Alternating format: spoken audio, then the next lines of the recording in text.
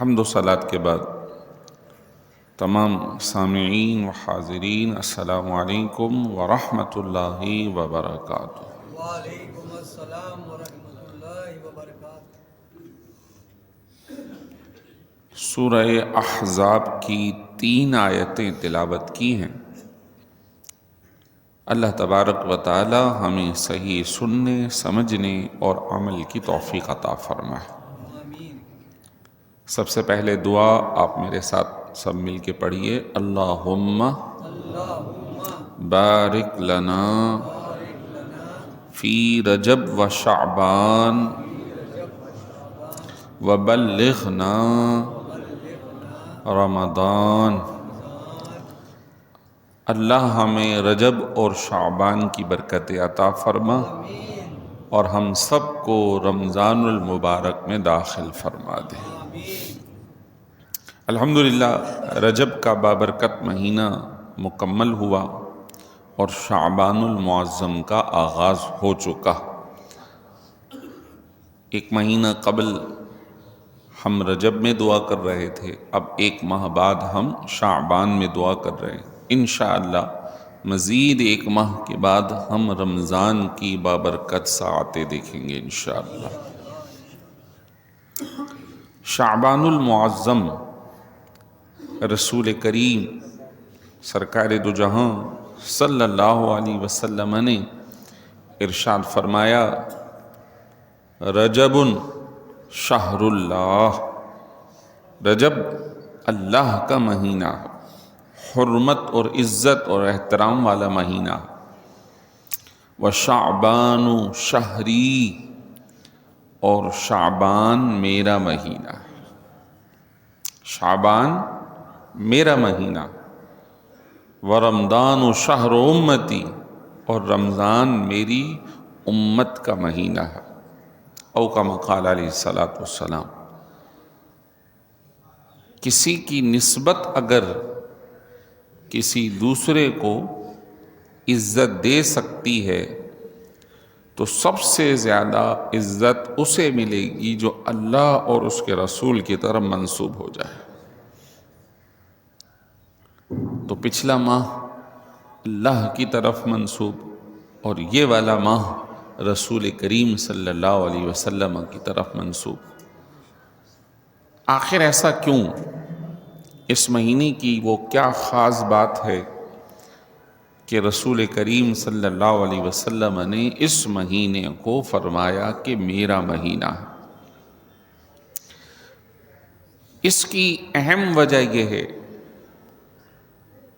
کہ آپ صلی اللہ علیہ وسلم کو اس ماہ شعبان المعظم میں ایک خاص فضیلت سے نوازا گیا۔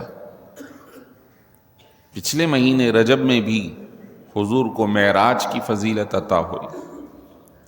اس مہینے خصوصی ایک مقام خاص آپ کو دیا گیا، اور وہ مقام یہ ہے کہ ان اللہ وملائکتہ یصلون علی النبی، بے شک اللہ اور اس کے فرشتے نبی محمد صلی اللہ علیہ وسلم پر درود نازل فرماتے ہیں۔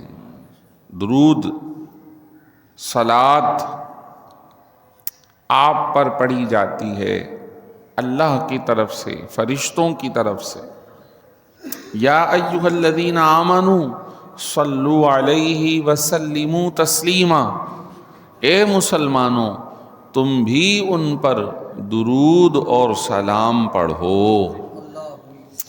اس آیت درود کا نزول شعبان المعظم میں ہوا، تو کیونکہ یہ وہ عمل مبارک ہے کہ جس کو اگر بغور دیکھا جائے تو اللہ تبارک و تعالی نے خود بھی وہ عمل فرمایا، فرشتوں سے کروایا اور ہمیں بھی اس میں شامل فرمایا، اور وہ عمل ہے نبی رحمت صلی اللہ علیہ وسلم پر درود کا بھیجنا۔ اب اللہ تو رحمتیں خود نازل فرماتا، فرشتے وہ رحمتیں لاتے ہیں، ہم وہ کیسے کریں؟ ہم تو یہ دونوں کام نہیں کر سکتے، ہمیں حکم ہے تم بھی کرو۔ تو پھر ہم جب درود پڑھتے ہیں تو ہمارے جو الفاظ ہیں اس کا مطلب سمجھ جائیے۔ ہمیں حکم ہے تم درود بھیجو، ہم کیسے بھیجیں؟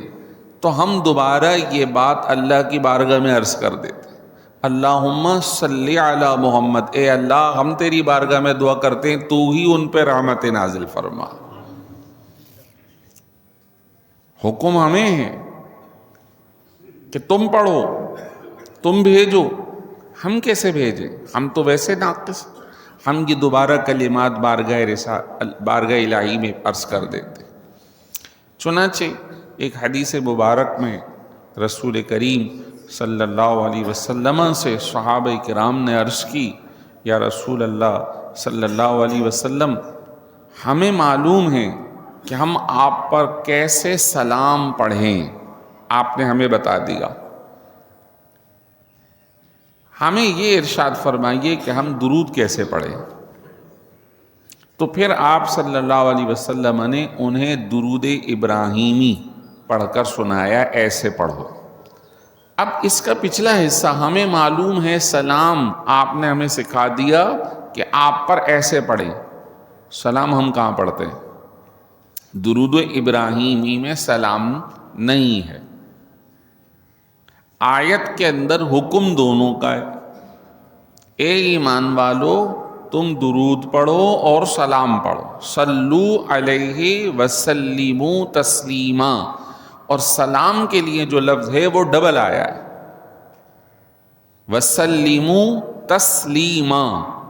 یہ تسلیمہ اگر لفظ کو دیکھیں تو سلام کا لفظ 2 مرتبہ، اور ہم عربی گرامر کے اعتبار سے دیکھیں تو یہ کہلاتا ہے مصدر، ورب جس سے نکلتا ہے، جس سے لفظ نکل کے آگے اس کی مختلف قسم کی شاخیں بنیں گی، اس کو کہیں گے مصدر۔ عربی میں تسلیماً اس کا مطلب ہوگا کثرت سے، بار بار۔ اب صحابی عرض کر رہے ہیں حضور ہمیں آپ نے سلام کا طریقہ بتا دیا، وہ سلام کا طریقہ کہاں بتایا ہے؟ وہ دیگر احادیث کے اندر خصوصاً التحیات پڑھنے کا جب طریقہ بتایا گیا ہے تو اس میں حضور پر سلام پڑھنے کا طریقہ بتایا گیا ہے۔ وہ کیا ہے؟ السلام علیکہ ایھا النبی ورحمۃ اللہ وبرکاتہ۔ یہ ہے آپ صلی اللہ علیہ وسلم پر سلام۔ اب سمجھیے گا، السلام علیکہ کا مطلب ہوتا ہے مخاطب، سامنے، جس کو ہم انگلش میں یو کہتے ہیں، عربی میں آپ کہتے ہیں۔ السلام علیکہ، سلامتی ہو آپ پر، ایھا النبی، اے نبی محترم، ورحمۃ اللہ وبرکاتہ، اور رحمت ہو اللہ کی اور اس کی برکت ہو۔ ایھا النبی کا مطلب ہوتا ہے اے نبی آپ پر سلام ہو۔ نماز میں ہر بندہ یہ کلمات کہہ رہا ہے، ایھا النبی۔ ایو سے پہلے یہاں ایک لفظ ہے، وہ ہے یا۔ اگر یا لایا جائے تو بھی صحیح ہے، یا کا لفظ نہ لایا جائے تو بھی صحیح ہے۔ یہ عربی گرامر کا طریقہ ہے کہ ایو آتا ادھر ہے جہاں اس سے پہلے یا ہو، جیسے قرآن میں یا ایھا الذین آمنوا، یا ایھا النبی، کبھی اسے شارٹ کر دیتے ہیں تو یا کا لفظ ہٹا دیتے ہیں، ایھا النبی۔ اس کا مطلب یہی ہے کہ اے آپ پر، اے نبی آپ پر سلام ہو اور اللہ کی رحمتیں ہوں اور اس کی برکتیں ہوں۔ یا کا لفظ آ گیا یا ایو کا لفظ آ گیا۔ اب سمجھیے گا، جب درود و سلام یوں پڑھا جا سکتا ہے، سلام یوں ہم نمازوں میں پڑھ رہے ہیں، تو پھر ہم یوں بھی کہہ سکتے ہیں الصلاۃ والسلام علیک یا رسول اللہ. یہ تو نماز میں ہم ریگولر کر رہے ہیں. اب کچھ لوگ ہیں اپنی کم علمی کی بنیاد پہ اس درود پاک کو پڑھنے سے کتراتے ہیں. یا رسول اللہ لفظ کہنے سے کترا رہے ہیں، جبکہ نماز میں یہی عمل مسلسل کر رہے ہیں. اور جہاں کہیں اہل سنت کی مساجد میں الصلاۃ والسلام علیک یا رسول اللہ کی صدائیں آتی ہیں تو ان کو یہ محسوس ہوتا ہے کہ یہ لفظ صحیح نہیں، یہ درود نہیں، درود تو درود ابراہیمی ہے. یہ ان کا کانسیپٹ صحیح نہیں. آپ صلی اللہ علیہ وسلم پر سلام نماز میں اسی طرح پڑھ رہے ہیں، اور درود پاک کو ملا کر پڑھا جائے تو آیت پہ عمل ہے. صحابی نے عرض کی حضور سلام پتہ چل گیا نماز میں، درود کیسے پڑھیں؟ تو پھر حضور نے آگے درود کے کلمات بتا دیے. جب دونوں کو ملائیں گے تو آیت پہ عمل اس وقت ہوگا جب درود بھی ہو اور سلام بھی ہو. آیت یہ کہہ رہی ہے یا ایھا الذین آمنوا صلوا علیہ وسلموا تسلیما، اور صلو کا لفظ ایک مرتبہ ہے صلاۃ کا، اور تسلیمن کا لفظ 2 مرتبہ ہے اور تاکید کے ساتھ ہے. تو سلام کی کثرت زیادہ ہے، درود پاک اس کے مقابلے میں لفظوں میں کم ہیں. لیکن ہم یہ نہیں کہہ رہے کم یا زیادہ، ہم تو کہہ رہے ہیں دونوں کو ملا کر الصلاۃ والسلام علیک یا رسول اللہ. آپ کی بارگاہ میں خوب کثرت سے درود اور سلام پڑھا جائے، یہ اللہ کی طرف سے حکم ہے، اور مسلمان اس عمل کو کثرت سے کریں. آپ صلی اللہ علیہ وسلم نے جمعۃ المبارک کے حوالے سے خصوصی ارشادات فرمائے ہیں کہ جو شخص جمعۃ المبارک کو درود پاک پڑھتا ہے اس کا درود میں خود سنتا ہوں، اور جو عام دنوں میں پڑھتا ہے تو فرشتے اس درود پاک کو اللہ کے حکم سے لا کر پیش کرتے ہیں کہ حضور آپ کے فلاں امتی نے آپ کی بارگاہ میں درود اور سلام پڑھا.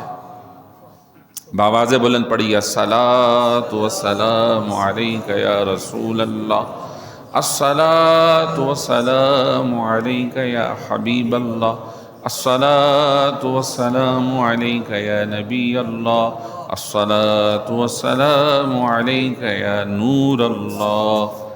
درود پاک کے فضائل میں کچھ احادیث طیبہ کہ حضور نے فرمایا کہ یہ مہینہ میرا مہینہ ہے. آیت درود اسی مہینے میں نازل ہوئی. چند ایک احادیث مبارکہ.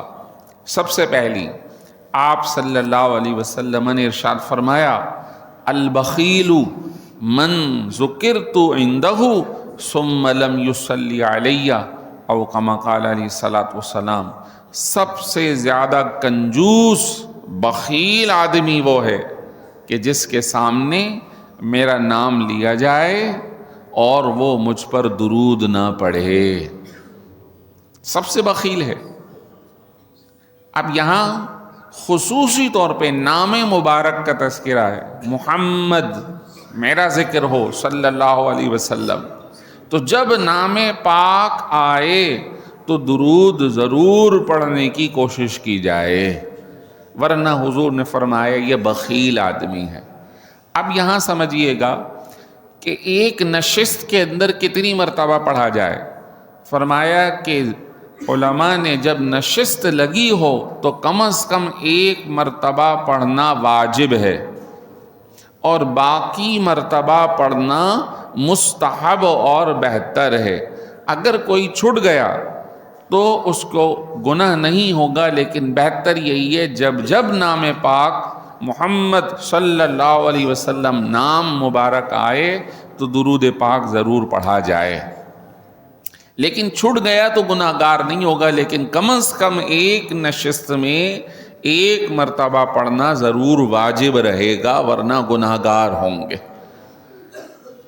آپ صلی اللہ علیہ وسلم پر درود پاک پڑھنے کا فائدہ کیا ہوگا؟ سبحان اللہ. سب سے پہلے تو آیت مبارکہ پہ عمل ہوگا. سب سے پہلے تو اللہ نے یہ عزت بخشی جو کام وہ خود فرما رہا ہے اس میں ہمیں شامل فرمایا تو ہمارا شمول اس عمل میں ہو جائے گا.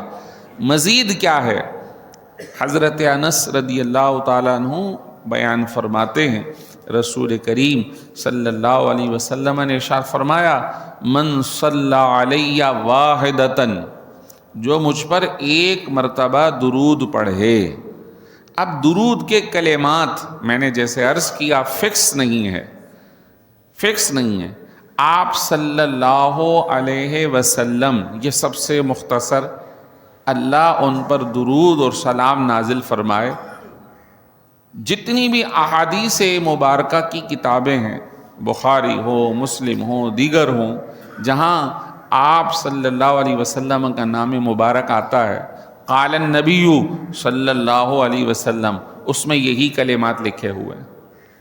اس میں پورا درود ابراہیمی نہیں لکھا ہوا، اور ہم عام طور پہ پڑھ بھی رہے ہیں. تو یہ جو ذہنی طور پہ کہا جائے کہ بھئی درود ابراہیمی بس درود ہے، اس کے علاوہ کوئی اور نہیں ہے، یہ بات غلط ہے. ہاں، فضائل میں ہر ایک درود پاک کے الگ الگ فضائل ہیں. حضور نے صحابہ کرام کو ان کے سلام کی معلومات کے بعد فرمایا.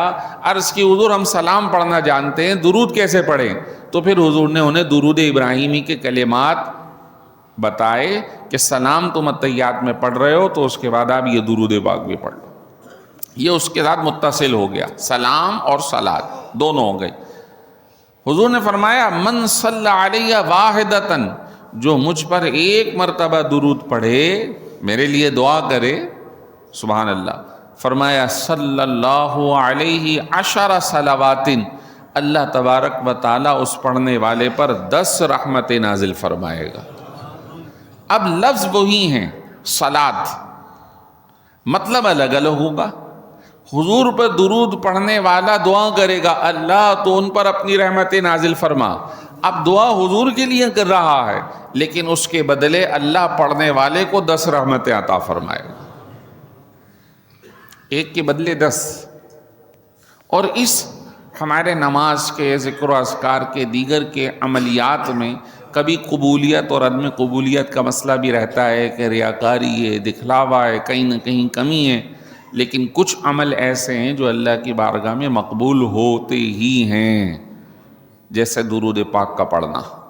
جو پڑھے اللہ اس پہ 10 رحمتیں نازل فرمائے گا، نمبر 1. نمبر 2، حطت عنہ 10 خطیئات، اللہ اس کی مزید 10 خطائیں بھی معاف فرما دے گا. اور ایک اور تیسرا درجہ، وَرُفِعَتْ لَهُ 10 درجات، اور اللہ اس پڑھنے والے کے 10 درجے بھی بڑھا دے گا.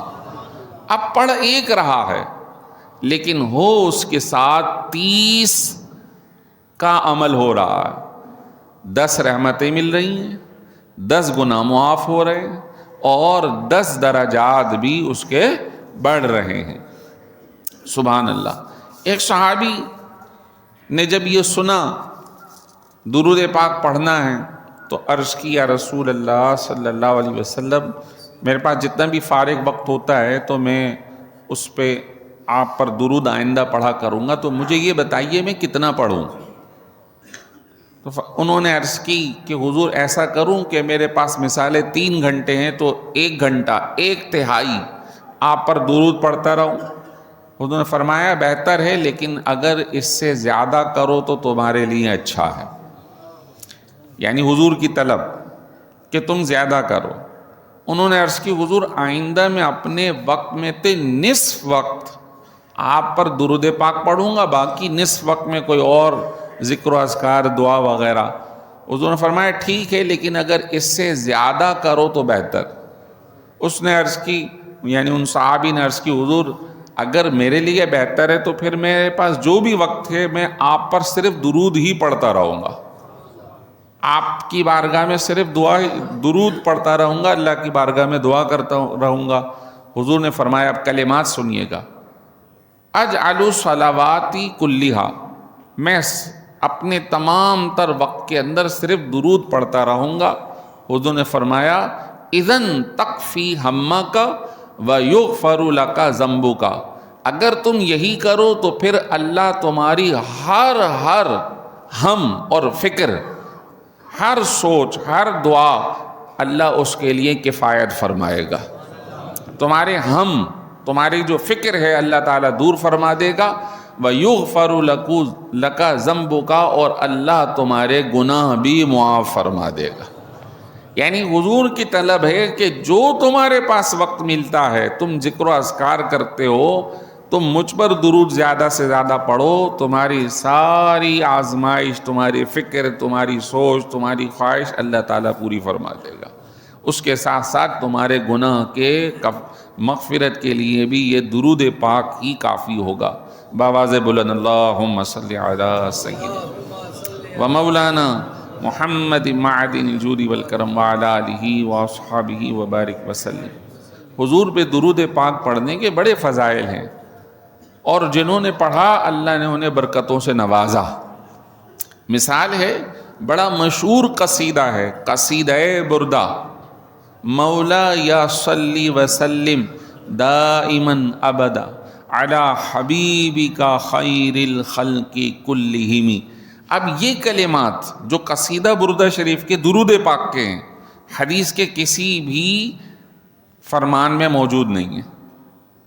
یہ انہوں نے خود اشعار کی شکل میں لکھے، ناجائز نہیں ہے، محبت سے انہوں نے لکھے، اور وہ بڑی تکلیف میں تھے، انہیں فالج کا مسئلہ تھا، اور پھر وہ پورا قصیدہ پڑھیے، وہ ایک دو اشعار نہیں، کئی فصلوں پر کئی سو اشعار بن گئے. اب اتنے سارے اشعار کی صورت میں کبھی حضور کے معجزات کا تذکرہ ہے، اس میں کہیں حضور کے صحابہ کا تذکرہ ہے، کہیں پہ حضور کی جنگ بدر کا تذکرہ ہو رہا ہے، کہیں پہ آپ علیہ السلام کے معراج کا تذکرہ ہے، اور کرتے جا رہے ہیں کہ حضور آپ کو یہ ملا، آپ پر درود ہو، آپ کو یہ ملا، آپ پر درود ہو، آپ ایسے ہیں، آپ پر درود ہو. اب یہ پڑھتے جا رہے. حضور کو اتنا پسند آیا کہ اپنی زیارت سے انہیں نواز دیا، اور زیارت سے نوازا، اور اپنے ہاتھ دست مبارک کو، دست شفقت کو ان پر پھیر دیا. اب جب پھیرا تو خواب میں ہی ہیں، سوتے ہوئے ہی ہیں، نیند میں ہی ہیں، حضور کی زیارت سے مشرف بھی ہو رہے ہیں، اور دیکھ رہے ہیں کہ وہ شفا یاب ہو گئے، ان کا فالج ختم ہو گیا ہے. اب علامت بھی رہے تو حضور اپنی جو چادر مبارک ہے، بردہ شریف ہے، وہ بھی انہیں عطا فرما دیتے ہیں. جب وہ بیدار ہوتے ہیں تو ان کا فالج بھی ختم ہو گیا، اور آپ صلی اللہ علیہ وسلم کا بردہ یعنی چادر مبارک بھی انہیں عطا ہو گئی. قصیدہ بردہ امام بوصیری رحمۃ اللہ تعالی علیہ، حضور کو اتنا پسند ہے کہ ان کی بارگاہ میں خوب درود پاک پڑھا جائے، خوب پڑھا جائے. اسی وجہ سے آپ صلی اللہ علیہ وسلم نے اس ماہ کو اپنا مہینہ قرار دیا کہ اس مہینے میں سورہ احزاب کی یہ آیت، یہ امتیاز، یہ شان اللہ نے آپ کو عطا فرمائی. اللہ تعالی ہمیں زیادہ سے زیادہ یہ عمل کرنے کی توفیق عطا فرمائے. اس ماہ کے اندر ایک آیت درود نازل ہوئی تو ایک واقعہ تحویل قبلہ کا ہوا، قبلہ تبدیل ہوا. انشاءاللہ اس حوالے سے بھی ہم سماعت کریں گے، ابھی وقت ہمارا مکمل ہو رہا ہے. اس مہینے کو آپ صلی اللہ علیہ وسلم نے شہر القرآن بھی قرار دیا کہ اس ماہ کے اندر خوب قرآن پڑھا جانا چاہیے، خوب قرآن پڑھنا چاہیے. بعض علماء نے اس کو شہر القرآ، قرآن پڑھنے والوں کا مہینہ قرار دیا. یقیناً رمضان آنے والا ہے، لیکن اس کے آنے سے قبل قرآن پاک کی تلاوت کا بھی خوب اہتمام کریں، اور اسی طرح نفلی روزوں کا بھی اہتمام کریں. اللہ تعالی ہم سب کو اس مہینے کی برکتوں سے مالا مال فرمائے. وآخر دعوانا ان الحمد للہ رب العالمین. سنت ادا فرما لی.